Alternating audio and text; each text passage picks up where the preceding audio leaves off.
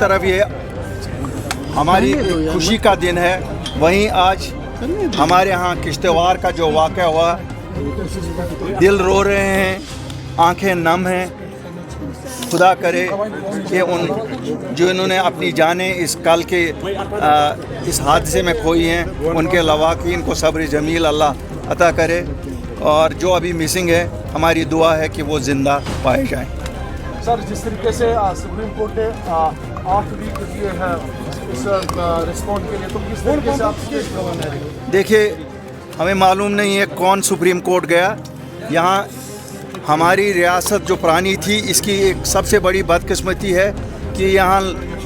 कोई पता नहीं है कौन कहाँ से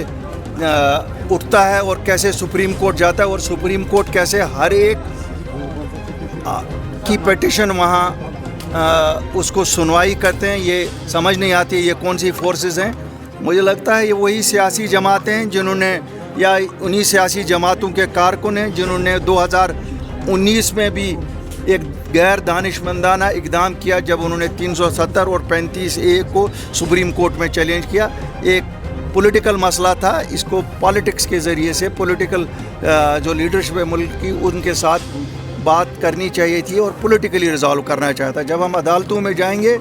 तो अदालतों में हम हमेशा देखेंगे कि ऐसे सवालात खड़े होंगे जिनका कतन भी कोई ताल्लुक़ नहीं है इस मसले से। और जहाँ तक सुप्रीम कोर्ट की ऑब्जर्वेशन का ताल्लुक़ है, तो ऑब्जर्वेशन में ये भी कहा जा सकता है कि फिर आज तो यहाँ law and order central government का है, तो फिर तो सेंट्रल गवर्नमेंट को कतन ही यहाँ नहीं होना चाहिए, फिर तो law and order state government ज़्यादा बेहतर करती। तो इसलिए मुझे नहीं लगता अभी कोई मौका है इस पर कोई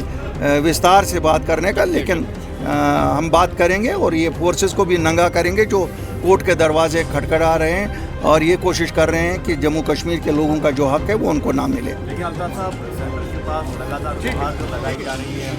गवर्नमेंट है या उनका ये भी कहना है कि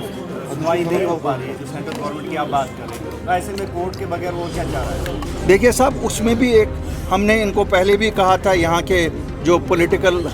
कायदीन हैं, कि हमें मिल बैठ के एक लाहे अमल तैयार करना चाहिए।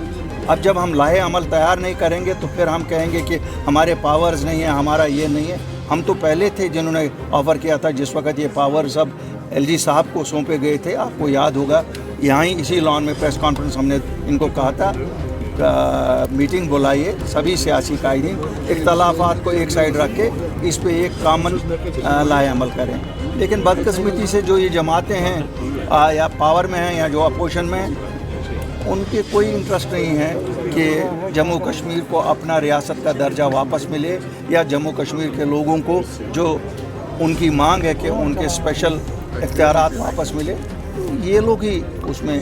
कहीं ना कहीं पीछे पाए जाते हैं।